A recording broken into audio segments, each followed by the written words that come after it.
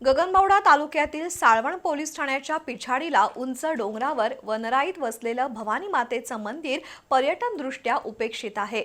सरस्वती जांभळी नद्यांच्या संगमावरील या मंदिराचा आणि टेकडीचा शासनाने विकास आराखडा तयार करून परिसराचा पर्यटनाच्या दृष्टीने विकास केल्यास इथं मोठ्या प्रमाणात पर्यटकांची गर्दी होईल।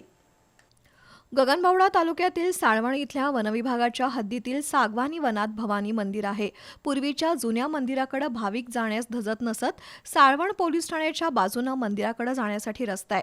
4 फूट रुंदीच्या या रस्त्याची अवस्था कुठे दगड तर कुठे खड्डा अशी असून याच रस्त्यावरून पावसाचं पाणी वाहत असल्यामुळे रस्त्याची धूप होऊन रस्त्यातच गळण निर्माण झाली आहे। या ठिकाणी पक्का रस्ता झाला तरच दुचाकी आणि चारचाकी वाहनं मंदिरापर्यंत पोहोचतील। मंदिर पूर्वाभिमुख असून मंदिराच्या उजव्या बाजूला एक छोटेखानी पत्र्याचं मंदिर आहे। 2.5 ते 3 फूट उंचीच्या भिंतीवर मारलेला पत्रा सध्या सडण्याच्या अवस्थेत आहे।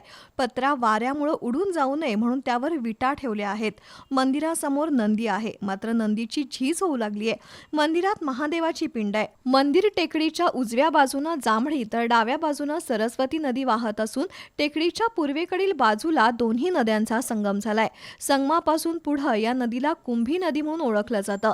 संगमाजवळील पात्रात पर्यटकांच्या दृष्टीने बोटिंग सुरू करता येणं शक्य आहे। नदी पात्रातील पाणी लिफ्ट करून मोठा आकर्षक बगीचा तयार करणं शक्य आहे। वनविभागाने यापूर्वी विकास आराखडा तयार केला होता, पण त्याचा पाठपुरावा झाला नाही।